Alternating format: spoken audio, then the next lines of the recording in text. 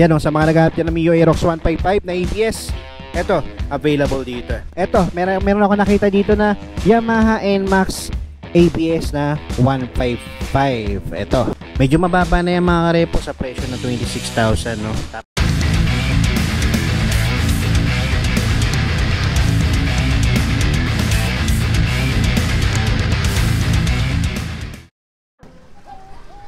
What is up mga karepo?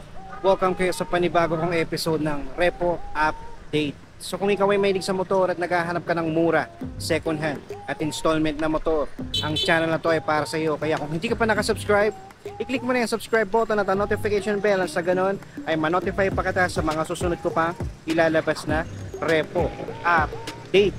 Sa mga hindi pa nakakapanood ng last episode ko, ito yung thumbnail niya. Ilalagay ko na lang sa description yung link ng video para kung gusto nyo panoorin, i-click nyo na lang. At kung magustuhan nyo man tong video na to mga karepo, pindutin nyo lang yung like and share button dyan sa baba ng video. At malayang malaya kayo mag-comment dyan sa comment section kung ano ba magiging opinion nyo sa mga motorsiklo na makikita nyo ngayon sa video. Alright mga karepo, kung meron man kayong matipuan dito na motorsiklo at balak nyo kumuha ng installment, ilalagay ko na lang dyan sa screen yung requirements nila. Screenshot nyo na lang. At para naman sa mga magtatanong dyan ng location mga karepo, nandito ako sa may bandang Malabon. Ang address nila dito mga karepo is 154 Go Pascual Avenue Corner, MH Del Pilar Street, Tinajeros, Malabon City. So ilalagay ko na lang dyan sa description at sa comment section yung full address nila at saka yung contact number nila, para kung sakaling malayo kayo, pwede muna kayong tumawag dyan sa number nila para sa mga karagdagan na katanungan. At kung malapit kayo dito mga karepo, pwede naman kayong bumisita mismo dito sa branch nila dito sa Yamaha Malabon. Alright mga karepo, so hindi ko na patatagalin to, mag-i-start na ako. So ito yung mga reposes nila dito na naka-display sa labas ng branch nila dito sa Yamaha. Alright, so yan, check natin mga karepo. Yung iba dito mga karepo yan, wala pang nakalagay na price. Alright, so check na lang natin din yung mga may price, no? Tapos saglitan na lang natin yung mga condition ng mga walang price. Tulad nito, dito meron silang Mio Sporty mga karepo. Para sa mga naghahanap dyan ng Mio Sporty, ito may price na nakalagay. Tapos yan, check na lang natin mga karepo, no? So yan, sa price nito mga karepo, dati siyang 50,600. So sa updated price niya mga karepo is nasa 44,500. Tapos as usual mga karepo, zero down payment ng mga repo nila dito. Alright, so yan, sa monthly nito for 36 months nasa 2,126. Alright, so sa mileage nito mga karepo, check natin. So sa mileage nito, itong Sporty nila is nasa 16,000. Okay, so sa condition niya, sa fairings niya, okay pa naman. Sa seats niya, stock pa, kaya lang meron na siyang signature ng pusa. So the rest dito sa headlight niya mga karepo, goods pa siya. Tapos dito lang sa may signal niya, meron lang siyang sticker, pero maganda naman siya tignan mga karepo, no? So sa mags niya, yan, na-repaint na siya mga karepo, sa gulong niya aftermarket na. Alright, tapos dito, sa tabi niya, yan, meron ditong sniper. Kaya lang, problema dito, wala pa siyang price na nakalagay. Kaya lang, sa appearance niya mga karepo, meron na siyang issue, no? Dito lang, sa may bandang shield niya, meron na siyang scratches dito. Tsaka dito sa may signal niya, no? Pero yan, magdidepende na sa inyo mga karepo. Kung sakaling ganyan yung hinahanap nyo, pwede nyo naman siyang palitan siguro ng fairings dito, no? Alright, so sa updated price niya, wala pa siyang nakalagay. Siguro for pricing pa to. Ayan, so ang kulay niya is glossy black, no? Pero the rest naman, dito naman banda mga karepo, wala naman kayong problema kasi dito banda sa likod wala naman siyang issue, no? Dito lang talaga sa harapan.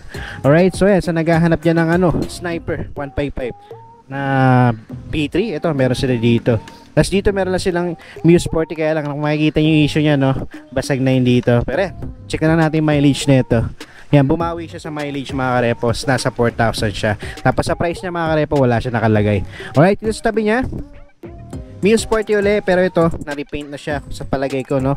Kasi iba yung pagkamat nito, no? Alright, so yan, sa mga naghahanap ng sporty dyan, no? So yan, 44,000 siya before. So ngayon makuha niya lang siya ng 26,000. Medyo mababa na yung mga karepo sa presyo na 26,000, no? Tapos sa monthly nito for 36 months na sa 1,242.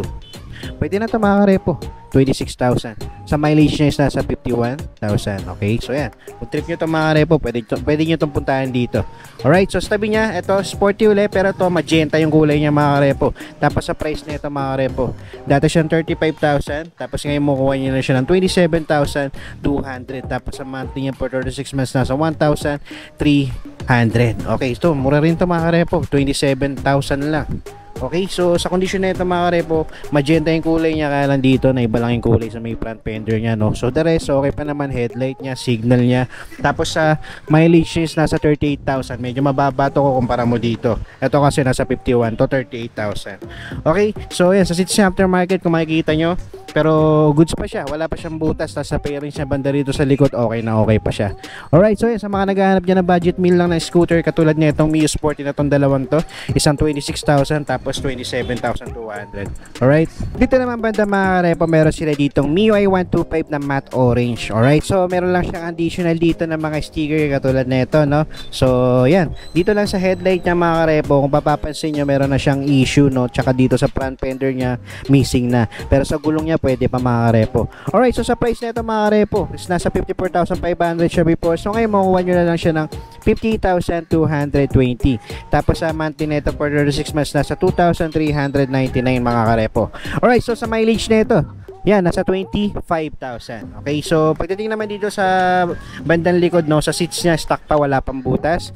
Sa fairings niya, goods pa naman. Alright, so kung ganito yung hinahanap nyo, pwede nyo i-check na mga karepo.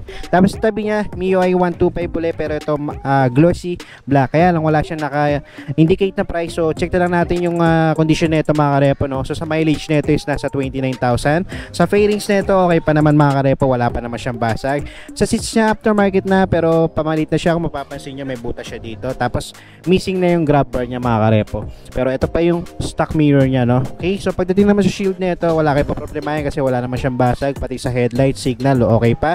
Front fender, minor scratches lang sa gulong niya, makapal pa. Kasing kapal pa ng mukha ng chismosang kapitbahay niyo.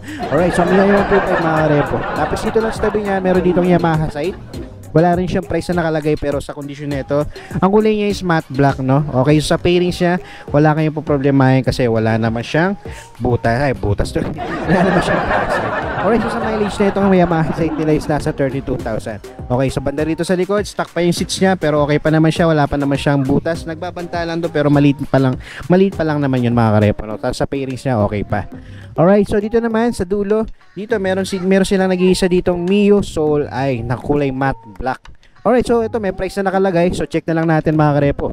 So yan, dati siyang 60,500, so ngayon makukuha nyo na lang siya ng 54,776. Alright, so sa condition na ito mga karepo, sa fairings niya, goods pa naman. Sa headlight niya, yan o, makinis pa naman yung lens, no, makintab pa.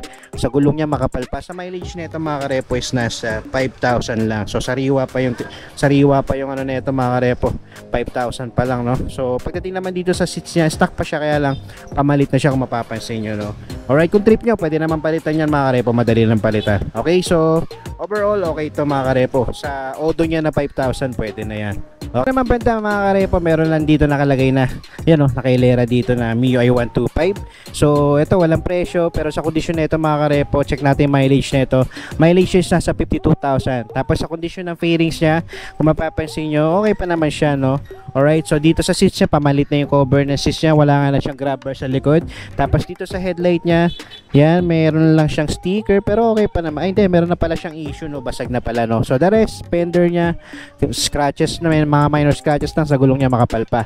Yan, kung trip niyo naman to, pwede naman. Tapos dito naman sa likod niya, meron ditong magenta na MIUI 125. Wala rin siyang presyo na nakalagay, pero pagdating sa condition na ito mga karepo, yan, sa mileage is nasa 25,000. Sa fairings niya, okay pa naman mga karepo, may mga sticker lang siya na nakalagay, no. Alright, so sa headlight niya, ito okay pa yung headlight nito. Kaya lang dito sa signal niya, meron na siyang issue dito. Alright, so sa maselan, hindi na pwede to. Stock pa yung seats niya mga karepo. Alright, so dito meron ako nakita pa isang MIUI 125 na matte orange. Alright, so ito, dati siyang 48,040, so ngayon makuha nyo na lang siya ng 33,480. Tapos sa monthly nito is nasa 1,599 lang. Ito, medyo magaan pa sa bulsa to mga karepo. Tapos sa kondisyon nito mga karepo, yan o, okay na okay pa siya o. Yan, makinis pa naman siya mga karepo. Tapos all stock pa siya. Pagdating dito sa seats niya, wala pa siyang butas. Yan. Tapos dito sa mileage is nasa 31,000. Alright, so ito, kung trip nyo to mga karepo, pwede na to sa halagang 33,480. Tapos monthly niya is 1,599. Okay, ito sa headlight niya, okay pa, wala pang basag, pati signal. Sa gulong niya, pwede pang gamitin, makapal pa. Kasi kapal pa ng mukha ni Marites.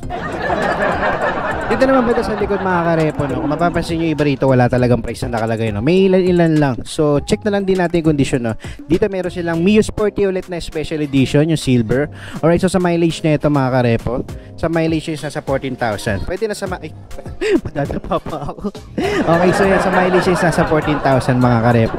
Tapos yan, kung mapapansin nyo sa fairings nyo, yan, meron lang siyang missing dito banda sa engine niya. Okay, so tapos sa seats niya, aftermarket na yung cover. Tapos meron na siyang abang para sa grab bar. Alright, so yan mga karepo, kung trip nyo, pwede nyo naman tong bisitahin dito sa branch nila. Tapos yung sa tabi niya mga karepo, meron ditong Mio gear. Alright, so ang kulay na ito is gray, no? Alright, so yan, wala rin siyang price na nakalagay, pero check na lang din natin yung mileage na ito mga karepo. Sa mileage is nasa 13,000. Yan, pwede pa mga karepo, 13,000 pa lang tinakbo na ito. Okay, so sa mga pinapakita ko sa inyo mga walang presyo, pwede kayo tumawag dyan sa number na nasa description at sa comment section. Alright, so kung malapit kayo dito, pwede naman kayo bumisita mismo dito para actual yung makita yung motorsiklo nila dito. Okay, so yan, Mio gear, 13,000 yung odo. Tapos sa condition na ito, okay pa naman, no? I think stock pa yung seats niya, no? Wala pa siyang butas, goods pa. Sa fairings niya, wala kayo pa problemahin. Dito sa headlight, meron lang siyang konting lamat. Pero yan, magdidepende sa inyo, no? Alright, so dito naman, ito medyo makinis-kinis pa to na MIUI 125. Ang kulay niya is cyan mga karepo. Alright, so wala rin siyang price, pero sa mileage niya is nasa 35,000. Tapos pagdating dito sa seats niya, stock pa mga karepo, wala pa siyang butas. Sa fairings niya, okay pa. Alright, so aftermarket nga lang tong side mirror niya, pero kung ayaw nyo, pwede nyo naman palitan. Kung sakalang ito yung makukuha nyo. Okay, so sa headlight niya, goods pa naman, wala pa naman siyang basag. May sticker lang sa signal, sa front fender, sa gulong niya medyo makapal pa naman. Dito mga karepo, may nakita ulit ako MIUI 125, kaya lang ito, kung mapapansin nyo, meron na siyang issue sa headlight pati sa front fender. Alright, so kung trip nyo, pwede naman to, no? Check nyo na lang, no? Pagdating sa mileage nito, sa mileage niya, medyo panalo naman kayo rito kasi nasa 10,000 pa lang yung auto nito. Alright, so the rest, dito okay pa naman siya. Sa seats niya, wala pa naman butas, no? Sa fairings niya dito, okay na okay pa. Dito lang talaga nagkaroon siya ng issue sa may bandang harapan. Alright, so dito naman, MIUI 125 ulit. Okay. So ito naman, matte blue. Alright, so ito naman, wala rin price. So sa kung mapapansin nyo yung headlight niya, okay pa naman, pati signal, front fender. Tapos sa mileage niya nasa 35,000. Okay, aftermarket din yung ano niya, side mirror, pati yung sa throttle, pati sa lever. Okay, so dito aftermarket din yung cover ng seats niya, pero wala pa siyang butas. Tapos sa fairings niya, okay pa. Tapos dito may abang na siya ng pang top box, no? Okay, so kung trip nyo to, eto, pwede naman mga karepo. Dito naman banda mga karepo, meron ulit ako dito nakita na Mio Sporty. Alright, so ito may nakalagay siya na price, no? So check na lang natin mga karepo. So sa price niya before is nasa 65,195. So ngayon makukuha nyo na lang siya ng 51,500. Medyo malaki-laki na rin ang binaba niya mga karepo. Tapos sa monthly nito for 36 months nasa 2,461. Okay, so sa condition nito mga karepo, para sa akin okay pa naman siya, no? Napaka-kinis pa niya, no? Yan, no? Makinis pa yung fairings niya mga karepo. Tapos sa headlight niya, goods pa, wala pang basag pati sa signal. Tapos sa mileage niya mga karepo is nasa 42,000. Medyo malayo-layo na rin naman yung 42,000. Pero yan, magdidepende sa inyo yan mga karepo. Alright, so kung okay pa naman yung kung okay pa naman yung takbo ng makina nito, bakit hindi? Alright, so pagdating sa seats niya, yan, may issue na siya doon. Pero yan, madali naman palitan yan. Tapos sa bracket niya, napalitan na siya, na pwede siyang ano, pang top box. Alright, so yan, Mio Sporty mga karepo. Tapos sa tabi niya, dito may MIUI 125 ulit, Mio Sporty, MIUI 125. So, eto, walang price ng dalawa na to, pero check na lang natin. Dito sa MIUI 125 na yellow, sa mileage na ito, nasa 7,000 lang. Ito, medyo sariwa pa mga karepo, 7,000 pa lang ang tinakbo. Tapos sa appearance niya, yan, dito lang siya nagkaroon ng issue sa may front fender, no, basag na. Pero pagdating dito, yan, may mga scratches lang na konti sa headlight niya, okay pa naman. Dito lang sa signal, basag na rin pala. Okay, so dito sa likod, dito wala kayo pa problema kasi wala pa naman basag yung fairings niya dito. Tapos sa seats niya, stock pa, wala pang butas. Alright, so dito naman sa Mio Sporty nila, eto, matte black mga karepo. Sa mileage nito, yan, sa mileage nito medyo panalo kayo rito kasi nasa 8,000 pa lang ang tinakbo nito mga karepo. Tapos dito sa headlight niya, okay pa naman, wala pa naman siyang basag, kaya lang kung mapapansin niyo yung kulay niya, no, medyo parang old na siya. Okay, so yan, magdidepende sa inyo mga karepo. Pwede nyo naman palitan kung sakali. Tapos sa signal nya, yan, okay pa naman. Dito may lamat lang. So dito sa front fender yan, may mga scratches lang siya dito na normal naman nangyayari yan mga karepo. Okay, so sa gulong nya makapal pa. Tapos aftermarket na yung cover ng seats nya, pero para sa akin pamalit na yan kasi may mga signature na siya ng pusa. Okay, so missing na yung grab bar nya sa likod. Tapos sa fairings nya, okay pa naman. Alright, so dito naman MIUI 125 na glossy black. Alright, so ito may nakalagay siya na price, no? So check na lang natin. Ito medyo may kataasan pa yung presyo. Pero tingnan natin mga repo. So yan, 75,600 siya before. So nag-markdown lang siya ng 72,665. Konti lang ang diferensya mga repo. Pero check na lang din natin ito mga repo. Alright, so sa mileage niya is nasa 3,389 yung exact na odometer niya. Alright, so yan, magdedepende na sa inyo mga repo. Sa appearance naman nito mga repo, sa fairings niya, pagdating dito okay pa naman. Tapos dito meron lang siya mga scratches, yan kung mapapansin nyo. Tapos sa front fender yan, may scratches din. Sa gulong niya medyo makapal pa naman. Tapos dito sa likod, sa bandang likod, sa seats niya stock pa, wala pang butas. Sa fairings niya okay pa naman. Grab bar niya nandun pa. Okay, stock mirror pa yung nandito. Okay, so the rest okay pa naman bukod dito sa mga scratches niya sa harapan. Alright, so magdedepende na sa inyo yan. Aftermarket na pala yung lever niya, no? Pero sa throttle niya, stock pa. Alright, so banda naman dito mga karepo, may nakita ako ditong Mio Aerox na matte black na 155, no? APS na to mga karepo. So yan, sa condition na ito mga karepo, check natin pati sa price, no? Ito kasi may price na nakalagay eh. Alright, so sa price nito mga karepo, dati siyang 101,375, so nag-markdown na siya. Nasa 94,480 na siya mga karepo. Medyo malaki-laki na rin ang binaba niya. Alright, check natin kung may down payment to mga karepo. So yan, surprise. So yan, meron siyang down payment na 5,500. Tapos sa monthly niya for 36 months mga karepo, isa sa 4,251. Alright, so para sa mga naghahanap yun ng Mio Aerox, ito meron dito. Sa condition na ito mga karepo, kung mapapansin nyo sa fairings niya, yan, check natin ha. Okay, so wala naman siyang basag. Yan, may mga kupas-kupas lang siya banda dito, no? Yan, no? Yan, may kupas lang siya. Tapos dito sa harapan, sa headlight niya, wala pa namang basag pati sa signal, no? Sa front fender niya, yan, may mga minor scratches lang sa gulong niya, makapal pa. Alright, so wala siyang visor, no? So yan, sa mileage niya hindi natin makikita kasi naka-digital, pero kung gusto niyo bisitahin dito at gusto niyo malaman, pwede naman. Alright, so yan, sa mga naghahanap dyan ng Aerox, ito ano pala, aftermarket na yung cover ng system, pero okay pa naman. Yan, no? Sa mga naghahanap dyan ng Mio Aerox 155 na ABS, ito available dito.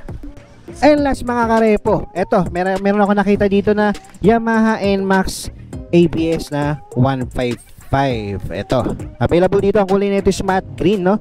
Alright, so wala siya naka-indicate na price, pero kung gusto niyo malaman, pwede kayo tumawag dyan sa number na sa description at sa comment section.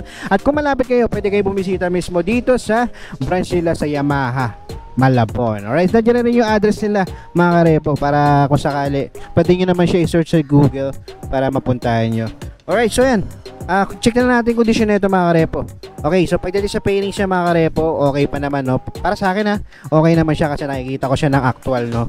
Yan, wala pa siyang basag or mga gas-gas, no? Goods pa siya. Tapos yung sa visor niya, ito pa yung stock ng visor. Tapos ang ganda dito, napalitan na siya ng parang stainless din to, no? Na tornilyo. Alright, so dito naman sa headlight niya mga karepo, kung mapapansin nyo, yan, all goods pa, wala pa siyang basag. Tsaka sa lens niya is ano pa, no, makinis pa, wala pang gas-gas, no. Okay, so sa signal niya ganun din mga karepo.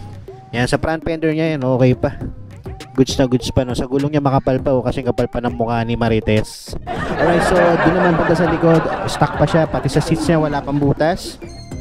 Yan, grab bar niya nandun pa, maganda pa. Wala nga lang siyang mirror, no? Pero madali naman yan mga karepo, no? Madali lang naman bila niya dahil mura lang naman mga mirror. Pero depende sa inyo kung anong klaseng side mirror ang ilalagay nyo. Kung sakaling applyan nyo to or bilhin nyo mismo. Alright, so yan, the rest overall okay pa naman mga karepo. Okay, so yan, sa mga naghahanap dyan ng Yamaha NMAX ABS na 155 na matte green, ito, available dito sa Yamaha Malabon. Alright, so yung mga karepo, no? So ito yung mga repo sila dito sa branch nila sa Yamaha. So pwede kayo bumisita dito at makita nyo na actual yung mga motorsiklo nila dito. Alright, so yung mga karepo, so that's it for today. Maraming salamat sa umabot sa punto na to.